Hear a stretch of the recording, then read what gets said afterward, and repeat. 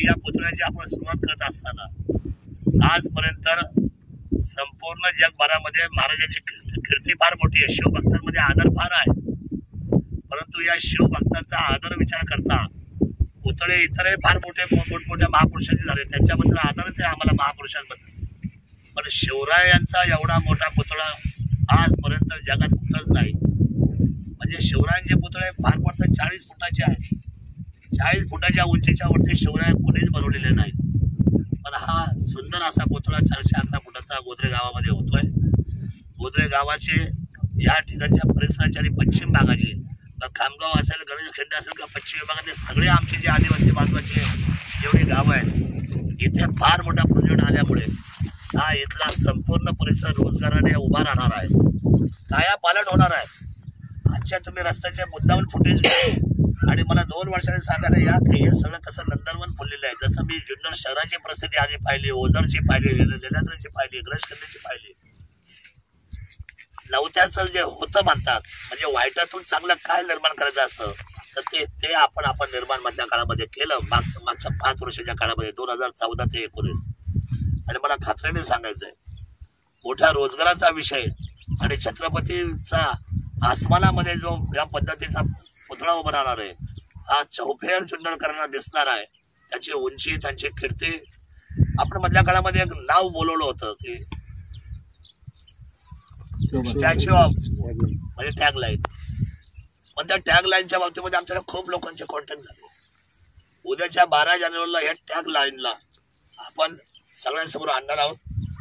ती tag line English आणि मराठी 2 वाक्यामध्ये आपण लिहिणार आहोत. इंग्लिश का तर परराज्यातून परदेशातून येणाऱ्या माणसाला ती टॅग लाईन इंग्रजीमध्ये सुद्धा वाचता आली पाहिजे, कारण संपूर्ण जगाची भाषा ही इंग्रजी आहे आणि आपली मातृभाषा मराठी आहे. आणि म्हणून मराठी भाषेला सुद्धा आणि इंग्रजी भाषेला एकत्र समोर त्या टॅग लाईनला ठेवून हा जगापुढे आपण हा सगळा विषय महाराजांचा घेऊन जाणार आहोत. मला दुसरी गोष्ट सांगायची की हा जो पुतळा आहे, बाकीचे पुतळे झालेत संपूर्ण भारतामध्ये मोठमोठे केलेत, मला त्यांना नाव नाही ठेवायचं, पण त्यांनी ते पुतळे उभे केले, त्यांनी मेड इन चायना, चायनावरून सगळी माणसं कारागिरी यंत्रणा बोलवणारी मेड इन चायनाच्या त्यांनी पुतळे उभे केलेले ते सगळे पुतळ्याचे. पण मी शिवभक्त म्हणून माझ्या संपूर्ण शिवभक्ताचा आदर करून आमची जी वर्किंग कमिटी आहे या ट्रस्टची त्यांनी एक निर्णय घेतला धाडसाने. आपल्याला त्रास झाला तरी चालेल, खर्च वाढला तरी चालेल, पण हा स्वदेशी बनावटीचा पुतळा आपल्याला बनवायचा आहे, म्हणजे मेड इन इंडिया. त्यामुळे हे फार महत्वाचं पाऊल आपण सर्वांनी उचललंय, कारण राजे आपले या मातीतले, या माणसातले, आणि मग त्यांना आपण मेड इन इंडिया भारताच्या सगळ्या कारागिरांनी त्यांना घडवलं पाहिजे त्याच्या या संपूर्ण पुतळ्याला. म्हणून हा निर्णय आपण सर्वांच्या माध्यमातून केलेला आहे. सकाळी 12 जानेवारीला सकाळी 10 वाजल्यापासून हा कार्यक्रम चालू होईल, दुपारी 2 वाजेपर्यंत असेल. स्वतः संभाजी महाराज या कार्यक्रमाला येणार आहेत. तालुक्यातल्या तमाम मायभजनतरी यावं. त्या दिवशी आपण जवळजवळ सगळ्या तालुक्यातल्या घरापर्यंत आपण घराघरापर्यंत पत्रिका देण्यासाठी अशी पत्रिका बनवली. प्रत्येक उमऱ्यामध्ये पत्रिका जाणार. या जुन्नर तालुक्याच्या प्रत्येक कुटुंबाच्या उमऱ्यापर्यंत ही पत्रिका आपल्या कार्यकर्ते शिवभक्त जाणार. या 80,000 पत्रिका आपण बनवलेल्या आहेत. आणि हा जो लखोटा आहे हा प्रत्येक ग्रामपंचायतला जाणार आहे. सरपंच, उपसरपंच आणि ग्रामपंचायत सदस्य ह्या नावाने टॅग लाईन लावून मागे एक गावाला बरोबर एक पत्रिका लखोट्याच्या रूपाने जाणार आहे, कारण शिवकालीन पद्धतीची भूमिका आपण डोळ्यासमोर ठेवलेली आहे. याच्यामध्ये सुद्धा तशाच पद्धतीचा आपण अंतर्भाव घेतलेला आहे. आणि विशेष म्हणजे हा लखोटा महाराष्ट्र राज्यातल्या सगळ्या आमदार खासदारांना जाणार आहे. म्हणजे या राज्यातल्या सगळ्या आमदारांपर्यंत हा लखोटा आपण आमंत्रणासाठी पाठवणार आहोत. त्याही लोकांचा सहभाग आपण नोंदवणार आहे. सगळ्यात महत्त्वाची गोष्ट म्हणजे की छत्रपती शिवाजी महाराजांबरोबर ज्या ज्या सेनापतींनी व ज्याच्यामध्ये होळकर असतील, कंक असतील, मालुसरे असतील, अशी जी मोठी मोठी घराणे असतील, पासलकर असतील, निंबाळकर असतील, या भोसले कुटुंबाबरोबर ज्या ज्या लोकांनी कामं केली त्याची जंत्री आमच्याकडे आहे. त्या सगळ्या कुटुंबांना लखोटा पाठवून त्या सुद्धा कुटुंबाचा याच्यामध्ये आम्ही सन्मानपूर्वक त्यांना बोलवून या कार्यामध्ये आम्ही त्यांची त्या ठिकाणी अंतर्भाव करून त्यांची मदत घेणार आहोत. त्यांना आम्ही याच्यामध्ये सहभागी करून घेणार आहोत की एवढं मोठं काम आपण उभं करतोय ते तुमच्याशिवाय नाही. कारण त्यावेळेला तुमचं घाम, तुमचं रक्त, तुमचं आयुष्य तुम्ही या मातीसाठी घालवलेलं आहे. त्या सुद्धा कुटुंबांना आपल्याला त्यांना बोलवायचा, पाचारण करण्याचा आपला निर्णय आहे. त्या लोकांना आपण बोलवणार आहोत. त्यांच्यापर्यंत आपण सगळी मंडळी पोहोचणार आहे. सगळ्यात महत्त्वाची गोष्ट म्हणजे मला सर्वांना हात जोडून विनंती करायची, हे राजकीय कार्य नाही. या कार्याकडे कोणीही मेहरबानी करून राजकारण म्हणून बघू नका. हे शिवकार्य आहे. या शिवकार्यामध्ये सगळ्या लोकांनी याच्यामध्ये मोकळ्या मनाने, मोठ्या मनाने उतरलं पाहिजे. कारण जुन्नरची अस्मिता उभी राहते जगाच्या क्षितिजावर. जुन्नरची अस्मिता, शिवभूमीची अस्मिता, जिथे जन्म झाला शिवरायांचा, तो असलेला भगवा ध्वज आणि छत्रपती शिवरायांचा पुतळा हा जगापुढे घेऊन चाललो आहे. आसमान तर दुमदुमणार आहे आणि एका पद्धतीचं, एक वेगळ्या पद्धतीचं नाव या रूपाने आज आपण संपूर्ण जगापुढे घेऊन जात असताना मेहरबानी करून कोणी याच्यामध्ये राजकारण करू नये आणि आपण सर्वांनी याच्यामध्ये अंतर्भाव व्हावा. मी सुद्धा एक शिवभक्त आहे, आपणही शिवभक्त आहात. शिवरायांवर आपल्या सर्वांचं प्रेम आहे. आणि मला अजून एक गोष्ट सांगायची आहे.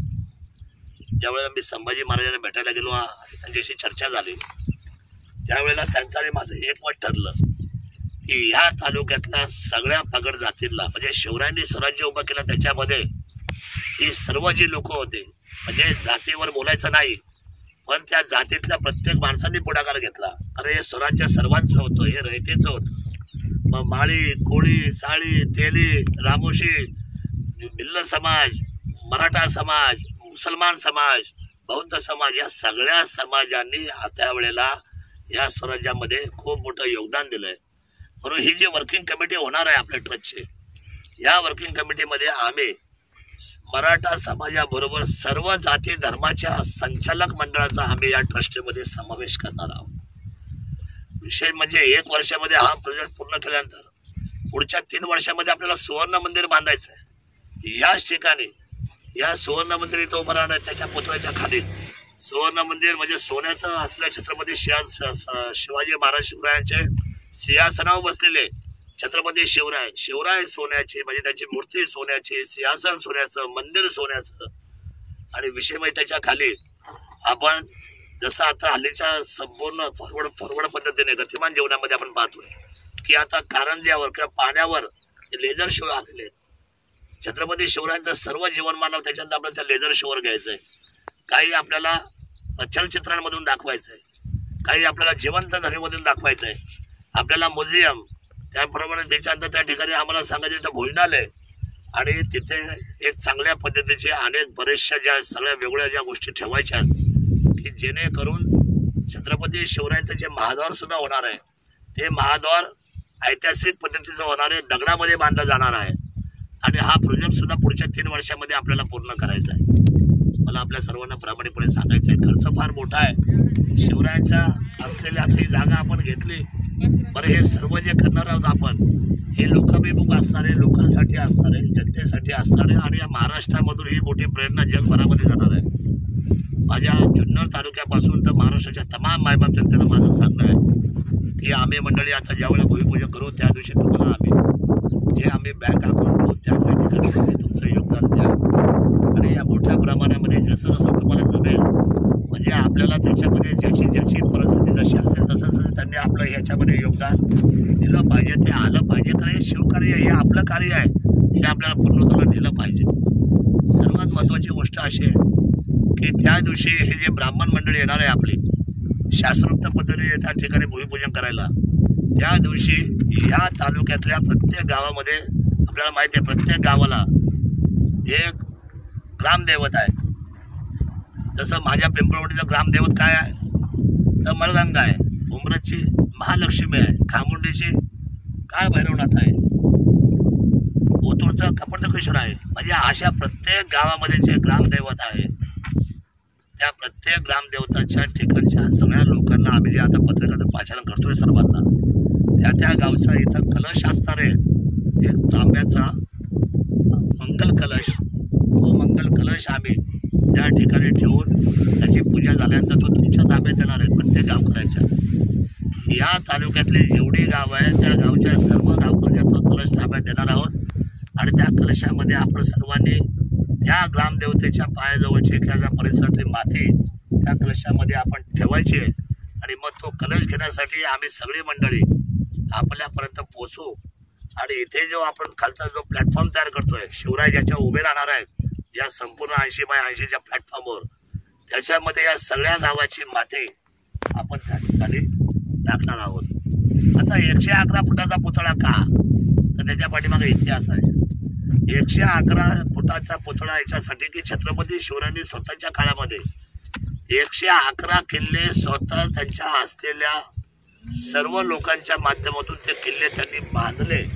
बांधलेल्या किल्ल्यांची संख्या 111 आहे आणि घेतलेल्या किल्ल्यांची संख्या ही 350च्या वर आहे. म्हणजे जे स्वतः त्यांनी किल्ले निर्माण केले, गड किल्ले गोड किल्ले त्यांनी बांधले स्वराज्याच्या असलेल्या पैशातून, त्या पैशातून बांधलेल्या किल्ल्यांची संख्या 111 असल्यामुळं 111 फुटाचा स्टॅच्यू आपण लोकमान्य केलेला आहे. आणि म्हणून एवढा मोठा काम आपल्याला हे वर्षभरामध्ये संपवायचं आहे, ते पूर्णत्वाला न्यायचं आहे. पहिल्यांदा भूमिपूजन होईल, छत्रपतींच्या कुटुंबातून करायचं आहे. म्हणून राजकीय यावेळेला कुठलाही आपण त्या ठिकाणी एकही VIP बोलवलेलं नाही. हे शिवकार्य असल्यामुळे पहिल्यांदा छत्रपतीच्या कुटुंबाला मान. आणि दुसरं ज्या वेळेला आपल्याला पाद्यपूजन करायचं आहे, त्या पाद्यपूजनाला 2-3 महिन्यामध्ये पाद्यपूजन आपण करू. 3 महिन्यामध्ये बऱ्यापैकी आपण पाद्यपूजनाची तयारी करू. त्यावेळेला मात्र आपण महाराष्ट्र राज्याचे मुख्यमंत्री, दोन्ही उपमुख्यमंत्री, त्या दोघांना पाचारण करणार आहोत. आम्ही त्या दिवशी भेटून आदरणीय एकनाथजी शिंदे साहेबांच्या कानावर असलेला विषय मांडला. त्यांना तो खूप आवडला. म्हटले तुम्ही सुरुवात करा, आपण छानपैकी आज संपूर्ण असलेला व्यवस्थेचा विषय आपण लोकांसमोर नेऊ. जनकल्याणकारी राज्य होते छत्रपती शिवराय, सर्व आपल्या सर्वांचे राजे आहेत. त्या अशा पद्धतीने त्यांचा होकार घेऊन आणि आपल्या जनतेच्या समोर हे निवेदन करत असताना मला याचा सार्थ अभिमान होतोय की पाद्यपूजनाचा तिसरा जो सोहळा होणार आहे, तो तिसरा सोहळा होणार आहे लोकार्पण सोहळा. ज्या सोहळ्याला या भारताचे पंतप्रधान असतील, या भारताचे राष्ट्रपती असतील, या महाराष्ट्राचे राज्यपाल असतील आणि या सर्व असलेल्या भूमीतले जे महत्त्वाचे जेवढे काही या राज्याचे प्रमुख लोक असतील, या सर्व लोकांच्या माध्यमातून आपण या भागामध्ये लोकार्पण सोहळा करणार आहोत. आणि सर्वात मोठा शिवरायांचा उभा राहतोय, मला याचा सार्थ अभिमान आहे. त्याच्यासाठीच आज मी आपल्या सर्व पत्रकारांना वर्षाचा पहिला दिवस 2024ची सुरुवात आणि नवीन वर्षाला काय द्यावं, तर नवीन वर्षामध्ये संकल्प द्यावा, नवीन वर्षामध्ये सुरुवात व्हावी. म्हणून उद्याच्या 12 जानेवारीचा हा संकल्पाचा दिवस आपल्या डोळ्यासमोर मांडण्यासाठी आजची पत्रकार परिषद मी आयोजित केलेली आहे. त्याच्यामध्ये आम्ही जशा पद्धतीने कामाला सुरुवात करू, तशा पद्धतीने या सर्व लोकांचं सहकार्य, आपल्या सर्वांच्या जनतेचा आम्हाला त्या ठिकाणी पाठबळ मिळेल. या शिवकार्यासाठी आपण सर्वांनी त्याच्यामध्ये सहभागी व्हावं आणि आपण सर्वांनी तो लवकर पूर्ण करण्यासाठी ताकद उभी करावी, अशा पद्धतीची सद्भावना व्यक्त करतो. नवीन वर्षाच्या पुन्हा एकदा मी माझ्या तमाम शिवभक्तांना, माझ्या तमाम शेतकरी बंधू भगिनींना, जुन्नर तालुक्यातल्या माझ्या मायबाप जनतेला, या महाराष्ट्राच्या माझ्या तमाम मायबाप जनतेला मी मनापासूनच्या शुभेच्छा व्यक्त करतो. जय शिवराय.